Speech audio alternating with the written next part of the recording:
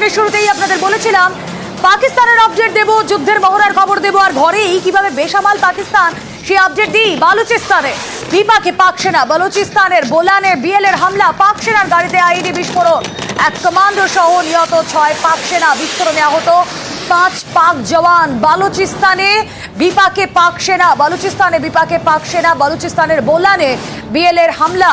কথা বলবো, আমাদের প্রতিনিধি মৈত্রেয়ী ভট্টাচার্য রয়েছেন সঙ্গে। মৈত্রেয়ী, পাকিস্তানের ফাঁপা বুলি আস্ফালন আমরা লাগাতার দেখছি ভারতের বিরুদ্ধে, কিন্তু একই ছবি ঘরেই তো নাস্তানাবুদ হতে হচ্ছে পাকিস্তানকে।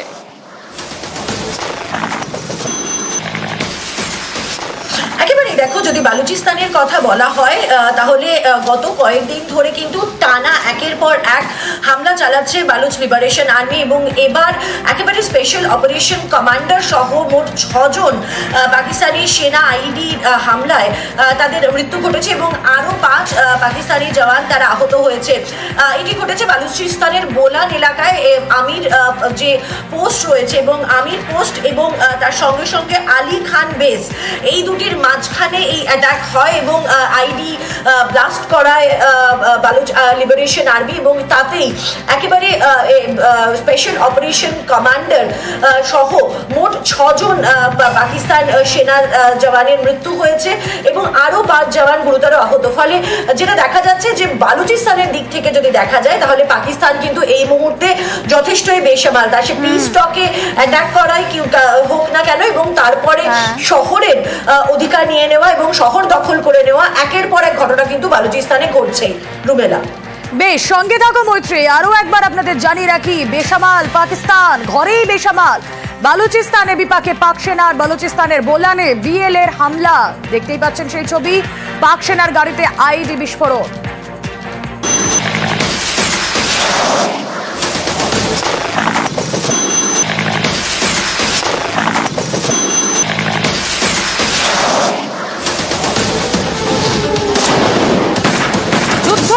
বায়ুসেনার আগামীকাল রাজস্থানে রণহুঙ্কার। ভারত পাক সীমান্তে বায়ুসেনার যুদ্ধ মহড়া। রাজস্থানের আকাশে বুধ ও বৃহস্পতিবার নোটাম জারি। মহড়ায় রাফাল, মিরাজ, সুখোই। 2 দিন ধরে রাজস্থানের আকাশে যুদ্ধ মহড়া। মৈত্রেয়ী এই বিষয়ে আরো বিস্তারিত জানাতে পারবেন। মৈত্রেয়ী,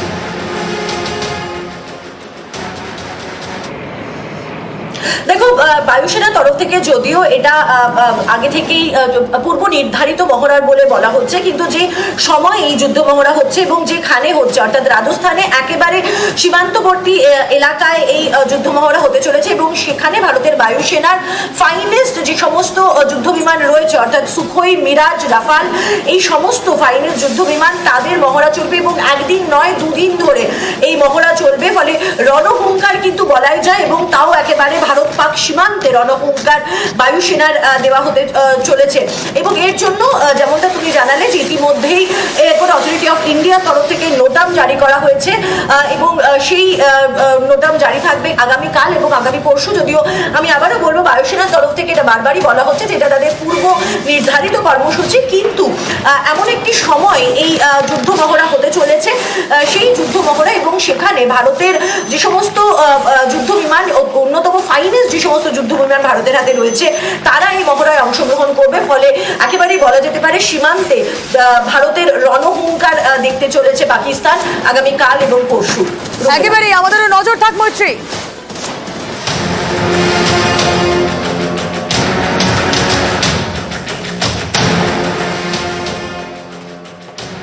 মুখে ফাঁকা বলি কাঁপছে পাকিস্তান। ভারতের ভয়ে ঘুম ছুটেছে পাকিস্তানের। দিশেহারা পাক জনপ্রতিনিধিরা পাক সংসদে গড়হাজির। গুরুত্বপূর্ণ মন্ত্রীরা অধিবেশন ছাড়লেন পাক এমপি।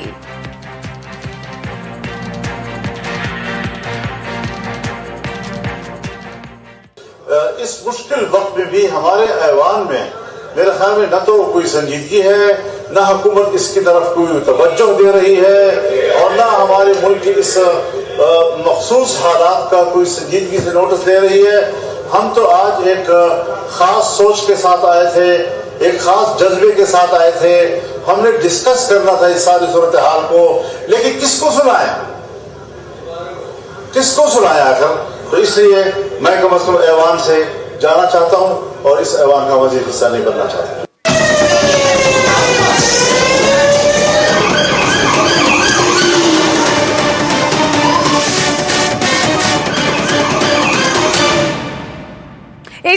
আগেই আপনাদেরকে বলছিলাম রাজস্থানের আকাশে বায়ুসেনার যুদ্ধের মহড়া, দেশ জুড়ে যুদ্ধের প্রস্তুতি। আরো কিছু ছবি রাজস্থানের দেখাই, যোধপুরের ছবি দেখাবো, জয়সলমেরের ছবি দেখাবো। যে ছবি আপনারা দেখছেন রাজস্থানের বারমেরের ছবি আপনারা দেখছেন, সেখানে যুদ্ধের প্রস্তুতি শুরু হয়ে গিয়েছে।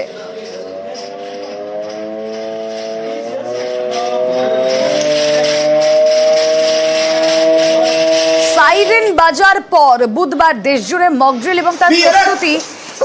ঠিক যেই মুহূর্তে সাইরেন বাজবে সেই মুহূর্তে কি করতে হবে, জয়সলমেরের ছবি দেখছেন। রাজস্থানের দুটো জায়গার ছবি আপনাদের দেখালাম, একদিকে বারমের, অন্যদিকে জয়সলমের। বেজে গিয়েছে যুদ্ধের সাইরেন, আর যুদ্ধের পরিস্থিতি তৈরি হলে কি করতে হবে তাই শেখানো হচ্ছে, তাই বোঝানো হচ্ছে। আসুন এবার লখনৌর ছবি দেখায়।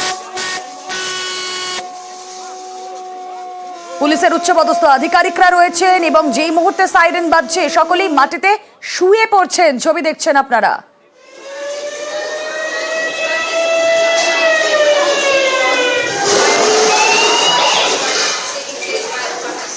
ভারত জুড়ে যুদ্ধের প্রস্তুতি, রাজস্থানের বারমের, জয়সলমের, লখনৌ। ছবি দেখাচ্ছি আপনাদের, যুদ্ধ বাঁধলে ঠিক কি করতে হবে। এয়ার রেড সাইরেন বাজার পরই অ্যালার্ট এবং তারপরই মক ড্রিলের মধ্যে দিয়ে বোঝানো হচ্ছে কি করতে হবে। জম্মু কাশ্মীরের ছবি দেখাবো, ডাল লেকের ছবি আপনাদের দেখাবো জম্মুর স্কুলের ছবি দেখছেন। মক ড্রিলের প্রস্তুতি, ক্লাস চলাকালীন হঠাৎ সাইরেন বাজলো, পড়ুয়ারা তারা প্রত্যেকে একসঙ্গে ঢুকে পড়লেন টেবিলের তলায়। ঠিক যুদ্ধ যদি তৈরি হয়, যুদ্ধের পরিস্থিতি যদি তৈরি হয়, যুদ্ধ যদি বাধে, তাহলে কি করতে হবে দেখানো হচ্ছে এই মক ড্রিলে।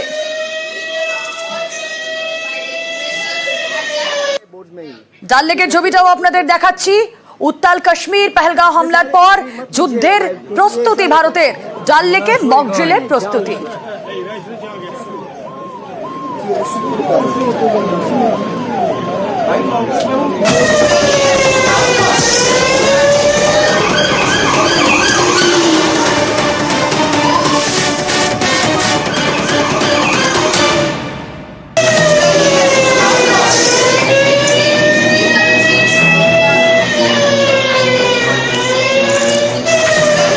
বেজে গেছে যুদ্ধের সাইরেন, এবার বদলার পালা।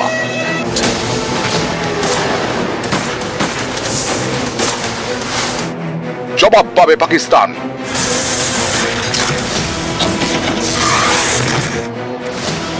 ভারত জুড়ে মহড়া, যুদ্ধের প্রস্তুতি। ভারতের নানা প্রান্তে বুধবার মক ড্রিল। পশ্চিমবঙ্গে মক ড্রিল হবে 31 জায়গায়। এই মহড়ায় বাড়তি নজর শিলিগুড়ি করিডোরে, যা বেশি পরিচিত চিকেনস নেক নামে। ভৌগোলিক অবস্থানের কারণে আন্তর্জাতিক সীমান্তে এটা অত্যন্ত গুরুত্বপূর্ণ স্ট্র্যাটেজিক পয়েন্ট। চিকেনস নেকের একদিকে নেপাল, আরেকদিকে বাংলাদেশ। চিকেনস নেকের কাছেই ভুটান, চীন সীমান্তও কাছেই। উত্তর পূর্ব ভারতের 7 রাজ্যের সঙ্গে দেশের মূল ভূখণ্ডের যোগাযোগের একমাত্র পথ এই চিকেনস নেক। রাজনৈতিক, প্রতিরক্ষা, নিরাপত্তার ক্ষেত্রে চিকেনস নেক খুবই গুরুত্বপূর্ণ। সারাক্ষণ সেনার নিরাপত্তায় থাকে চিকেনস নেক। উত্তরবঙ্গের বায়ুসেনা ঘাঁটি থেকে নজর রাখা হয় আকাশপথে হামলা হলে কিভাবে রক্ষা হবে। চিকেনস নেক রক্ষা করতে না পারলে দেশ থেকে বিচ্ছিন্ন হয়ে যেতে পারে উত্তর পূর্বের 7 সিস্টার, জানিয়ে কয়েকদিন আগেও হুঙ্কার দিয়েছে বাংলাদেশ।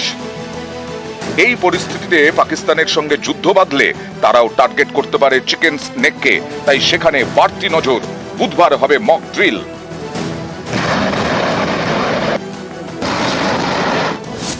বিমান হামলার সময় সতর্কতামূলক সাইরেন ব্যবস্থা খতিয়ে দেখা হবে।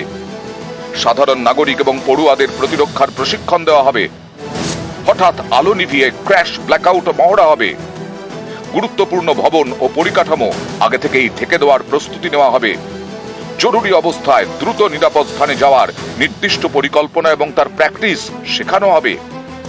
কাছের বায়ুসেনার ঘাঁটির সঙ্গে কার্যকরী হটলাইন, যোগাযোগ ব্যবস্থা খতিয়ে দেখা হবে মক ড্রিলে।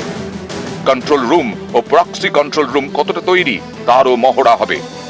যুদ্ধকে যদি তুমি সরাতে চাও, যুদ্ধকে যদি জিততে চাও, তাহলে অগ্রিম প্রস্তুতি দরকার। এখন লড়তে গেলে 3টে ইনসিঙ্ক হতে হবে, আকাশে, স্থলে এবং জলে। যে অন্যায়, যে নৃশংসতা ওই 26 জনের ওপরে দিয়ে গেছে, তার তো একটা জবাব নিতেই হবে, তার তো একটা বদলা নিতেই হবে।